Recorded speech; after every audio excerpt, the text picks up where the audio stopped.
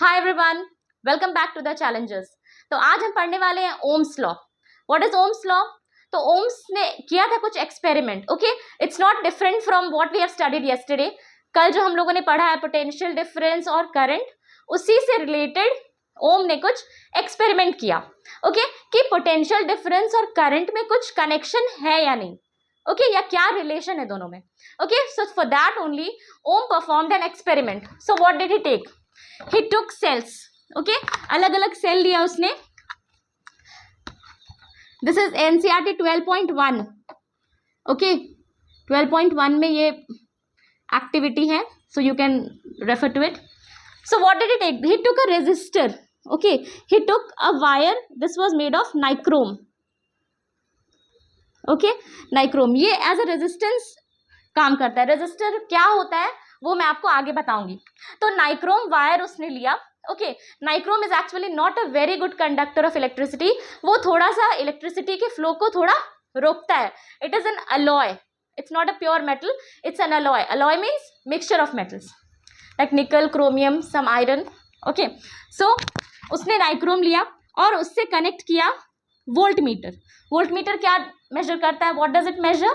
कल मैंने बताया था पोटेंशियल डिफरेंस। ओके, फिर उसने कनेक्ट किया एमीटर की and different cells, cell number 1, cell number 2, 3, 4, इस तरह से कनेक्ट किया। बट पहली बार में उसने चारों सेल्स नहीं लिए। He increase the number of cells 1 by 1। Okay, तो ये नंबर 1 सबसे पहले उसने लिया एक cell, okay, and then he measured कि कितना पोटेंशियल डिफरेंस आता है। Okay, he measured potential difference and current with the help of this voltmeter and ammeter. Okay, now you can see here, just note it down that voltmeter हमेशा connected होता है parallel में। this is the circuit, okay, ये circuit है और circuit में voltmeter कैसे connected होता है? पैरेलल में। ओके, पैरेलल मीन्स करंट यहाँ आ रहा है, यहाँ डिवाइड हो जा रहा है। Okay, so as separately we have connected it. okay, and ammeter is connected always in series, voltmeter in parallel and ammeter in series। तो आपके एग्जाम में ये क्वेश्चन आ सकता है। Okay, so just remember it. तो जब उसने पहला सेल लिया तो उसने वोल्टमीटर में मेजर किया, तो वोल्टमीटर का वैल्यू कितना आया? सपोज 0.5 वोल्ट, और करंट कितना फ्लो किया? 1.5 ampere. Okay, next time he again connected one more cell. उसने अभी फिर सिर्फ 2 ही सेल लगाया। When he connected the second cell, तो पोटेंशियल डिफरेंस बढ़ गया। इसके वायर यहाँ और यहाँ के बीच पोटेंशियल डिफरेंस बढ़ गया क्योंकि अब 2 सेल हो गए। तो suppose it became 1 volt, okay, and current became 3 ampere. All right, again he connected the third cell. The voltmeter gave the reading 1.5 volt and ampere, मतलब current became 4.5 ampere. When he connected the fourth, this also increased. It became 2 volt and here it became 6 ampere. तो जैसे जैसे voltage बढ़ा, current भी बढ़ता गया। Okay, then after that what did he do? He plotted a graph. Okay, he plotted a graph of potential difference and current. All right, so let's plot a graph. Just a rough graph I'll plot here. 0.5, 1, 1.5, 2, 2.5, 3. Okay, let me take the difference of 1 and 2. Okay, because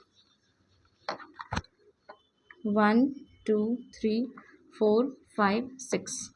Here also I'll take the difference of, let me take 0, 1, 0.5, 1, 1.5, 2, 2.5. Okay, so now when the voltage was 0.5, the current was 1.5. 1.5 will lie here. Okay, when the voltage was 1 volt, the current was 3 ampere. Okay, When the voltage was 1.5 volt, the current was 4.5 ampere.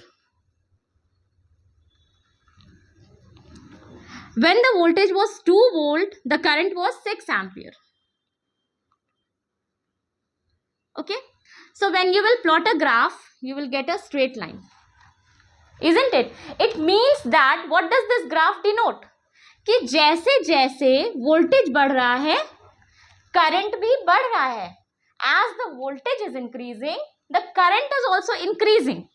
Okay, so we can derive this relation that voltage is directly proportional to I. अब बहुत सारे बच्चे ऐसे हैं जिन्हें 10th में आकर भी ये डाउट होता है कि what is directly proportional, what is inversely proportional. तो उनके लिए मैं थोड़ा सा बता देती हूँ बेसिक. जिनको आता है you can fast forward this video, this part of the video. ठीक है. तो डायरेक्टली प्रोपोर्शनल क्या होता है? जैसे अगर मैं कुछ लोगों के लिए राशन लाई, ओके, तो suppose I bought the ration for ₹2000. okay, so how many days it is going to last? Suppose it's going to last for 10 days, है ना. और अब मैं राशन लाई 4,000 के, तो it's going to last for 20 days, isn't it? तो जब पैसा बढ़ रहा है तो राशन का डेज भी बढ़ जा रहा है, isn't it? It means this money is directly proportional to the number of days. एक क्वांटिटी बढ़ी तो दूसरी क्वांटिटी भी बढ़ गई, दूसरी एक क्वांटिटी घटेगा, दूसरा क्वांटिटी भी घट जाएगा. It means it is directly proportional. मतलब एक बढ़ रहा है तो दूसरा ही बढ़ रहा है, अगर एक को घटा रहे तो दूसरा भी वैल्यू घट जा रहा है. That is directly proportional. तो यहाँ पे क्या हो रहा है? डायरेक्टली प्रोपोर्शनल है ना करंट. जब हम पोटेंशियल डिफरेंस बढ़ा रहे हैं तो करंट भी बढ़ रहा है, isn't it? So this is only directly proportional. और इनवर्सली प्रोपोर्शनल को हम ऐसे लिखते, okay, suppose x is inversely proportional to y. तो इनवर्सली प्रोपोर्शनल मीन्स 1/y. मतलब एक क्वांटिटी अगर हम बढ़ा रहे हैं तो दूसरी क्वांटिटी घट रही है. जैसे distance and time, sorry speed and time. Speed बढ़ाएंगे तो डिस्टेंस कवर करने में टाइम घट जाएगा, स्पीड कम रहेगा तो ज्यादा टाइम लगेगा. मतलब एक ज्यादा है तो दूसरा कम हो रहा है, एक कम कर रहे हैं तो दूसरा बढ़ रहा है. So that is inversely proportional. Okay, so now I think it's clear कि what is directly and what is inversely proportional. तो V is directly proportional to I. लेकिन ये डायरेक्टली प्रोपोर्शनल क्या है? You can write here V is equal to RI, और you can say V is equal to IR. Okay, where directly proportional जब भी हम हटाते हैं और इक्वल टू लगाते हैं तो कोई एक कांस्टेंट हमें लगाना होता है. Okay, that is the rule. Okay, now I can't go into the depth कि ऐसा रूल क्यों है. Okay, I am just telling. ये जब भी हम साइन हटाएंगे तो क्या करेंगे? इक्वल टू और एक कोई कांस्टेंट. तो now remember we took a nichrome wire, है ना. वो कुछ रेजिस्टेंस प्रोवाइड कर रहा था. ठीक है, रेजिस्टेंस क्या है मैं डिटेल में अभी आगे बताती हूँ आपको. तो वो कांस्टेंट है, सर्किट बिल्कुल सेम है. The circuit is same, everything is same. We are just changing the potential difference and that is why we are taking R as constant. Okay, so V is equal to IR. This is only Ohm's law. Okay, so this is only Ohm's law. I hope this is clear to you. Okay, अब मैं बताऊंगी कि what is resistance.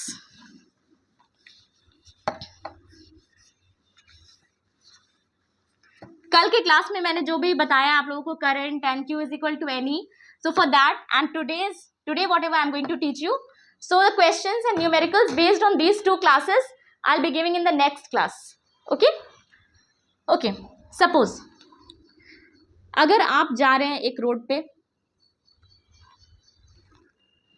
इधर से गाड़ी आ रही है, okay, क्या होता है बीच में कुछ लोग रॉन्ग साइड से घुस जाते हैं. होता है ना सर ट्रैफिक में, many times they enter to the wrong side. तो जब रॉन्ग साइड में कुछ गाड़ी आ जाती है तो क्या होता है? इसका मोशन, इन गाड़ियों का मोशन थोड़ा सा रेजिस्ट हो जाता है, रुक जाता है. रुकता तो नहीं है लेकिन थोड़ा स्लो हो जाता है, isn't it? तो लाइक दैट ओनली अगर हम सर्किट में कोई रेजिस्टर लगा देते हैं, मतलब कोई ऐसा सब्सटेंस हम लगा देते हैं, ओके, ऐसा वायर जोड़ देते हैं which is not a very good conductor, और वो ज्यादा करंट के फ्लो को रेजिस्ट कर रहा है, मतलब करंट को इजीली नहीं पास कर रहा है. Resistance means the obstruction offered in the path of current is known as resistance. Okay, तो यही जो मटेरियल है ये that won't be made of copper और aluminium, it won't be a good conductor. Good conductor offers a very easy path to the current, isn't it? Yesterday only we studied that good conductors offer easy path to the current. लेकिन ये अगर हम कोई resistor, this is the sign of a resistor, okay, जैसे ECG का होता है ना साइन, अगर कहीं भी सर्किट में इस तरह से बना होता है तो यू शुड अंडरस्टैंड कि ये रेजिस्टर लगा हुआ है, रेजिस्टेंस लगा हुआ है. ओके, रेजिस्टेंस और यू कैन से रेजिस्टर. ठीक है, resistance is the property of a resistor. Actually resistance is the property of a resistor. What is resistance? The obstruction offered to the flow of the current, or resistance of obstruction offered to the path of the current is known as resistance. ठीक है, तो यही जो obstruction होता है तो current क्या होता है, थोड़ा slow हो जाता है. So this resistance is put in the circuit. So this is only resistance. और resistance हम किसको यूज करते हैं? What materials are used as resistance? Nichrome. Nichrome wire is most of the times used as a resistor, okay, to provide obstruction to the flow of the current. जहाँ बहुत ज़्यादा heavy current flow हो रहा है और अगर आगे chances है कि कुछ appliances damage हो सकते हैं तो वहाँ पे हम लोग resistor लगाते हैं wiring में. Okay. सो हमने अभी पढ़ा V is equal to I R. Okay, so यहां से हम I का फॉर्मूला डेराइव कर सकते हैं. I is equal to V by R. Now don't ask me ये कैसे हो गया, फिर भी बता देती हूँ. ये R आ गया यहाँ, okay, R came this side, यहाँ इनटू था तो यहाँ के डिवाइड हो गया. अब मुझे मैथ ही पढ़ाना पड़ेगा. Okay, all right. So I is equal to V by R. So here can you see the relation between I, V and R? तो I और V के बीच में तो हमें पता है कि V is directly proportional to I, या आप बोल सकते हैं कि I is directly proportional to V. दोनों न्यूमरेटर में. हाँ, one more thing और directly proportional and inversely proportional की ये है कि if both are in numerator, अगर दोनों quantities न्यूमरेटर में है तो both are directly proportional, okay, and they are, one is in the numerator in the LHS and the other one is in the RHS is in the denominator, so they are inversely proportional. कैसे? Like speed is equal to distance by time. Distance बढ़ता है, ज़्यादा cover हुआ means speed ज़्यादा है, okay, the other one remaining constant. ठीक है, बस सिंपल सी बात है कि distance बढ़ा तो distance, speed अगर बढ़ गया तो time घट जाएगा, स्पीड अगर घट गया तो टाइम बढ़ जाएगा. तो देखो ये न्यूमरेटर ये डिनोमिनेटर में है तो दिस इज इनवर्सली प्रोपोर्शनल. ठीक है, तो here we can write this that I is inversely proportional to R. ठीक है, now I am going to solve one very simple question and I will tell you the way कि इस type के questions को हम कैसे solve करेंगे. Okay, suppose current passing through any circuit, current through any circuit is I when resistance is R. Okay, now what will be the current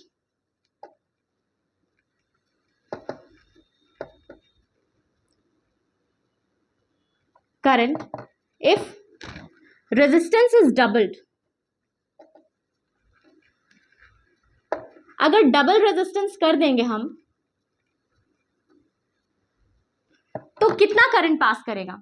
so logically you can think कि inversely proportional है, मतलब अगर resistance बढ़ रहा है मतलब obstruction, current के flow में जो ऑब्स्ट्रक्शन है वही ना रेजिस्टेंस, तो वो अगर बढ़ रहा है तो ऑब्वियसली करंट घटेगा, इट विल डिक्रीज. लेकिन कितना, the exact thing we are going to find out. तो इस तरह का जब भी क्वेश्चन होगा तो you will always write the relation first. that I is inversely proportional to R. Okay, then what you will do, I1 by I2 is equal to R2 by R1. ठीक है, ये बिल्कुल क्लियर कट समझ लो.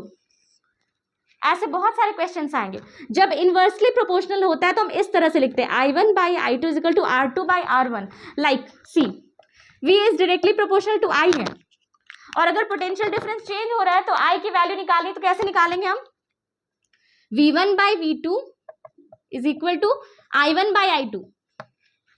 ठीक है, यहाँ 1 1 2 2 this way directly proportional है, तो ये equation, this equation will help you to solve. Okay, and inversely proportional है तो the number will be इनवर्स्ड.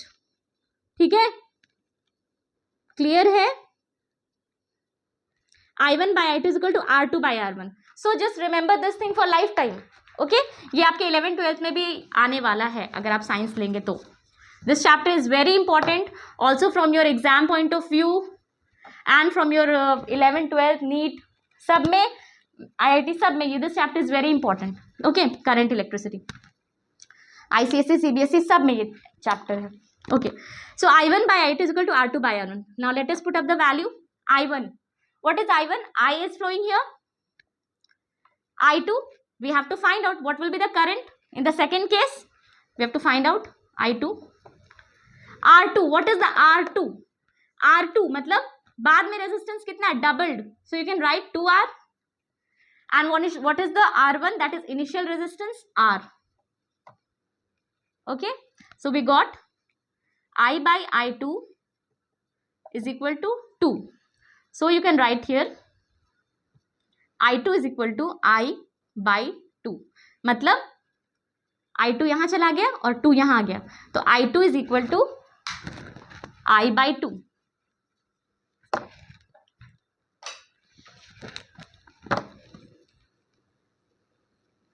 I2 यहाँ गया, 2 यहाँ आया, by 2. मतलब what happened? The current became half. So what will be your answer?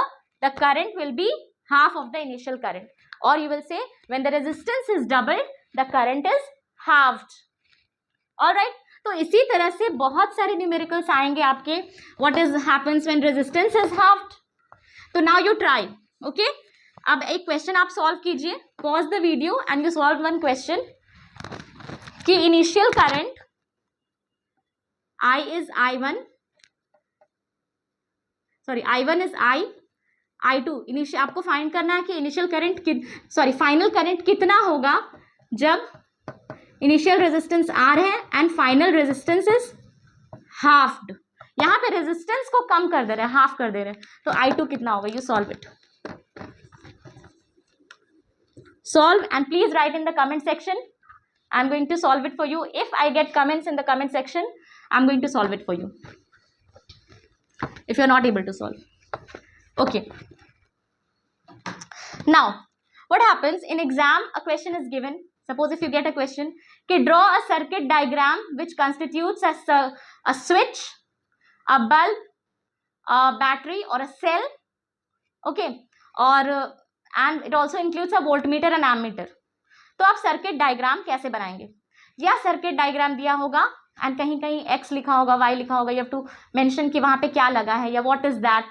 Okay, so for that only just a very simple thing I am going to tell you how does the circuit look like. A circuit diagram, this is the cell.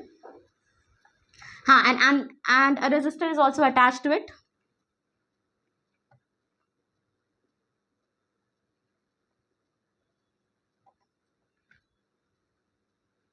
So this is a cell. All right, this is symbol for cell. This symbol is for resistor. Okay, और resistance लिख लो. resistance है यहाँ पे लगा है. This is the symbol for key. Okay, this is a bulb. Okay, this is the conductor, this wire. Okay,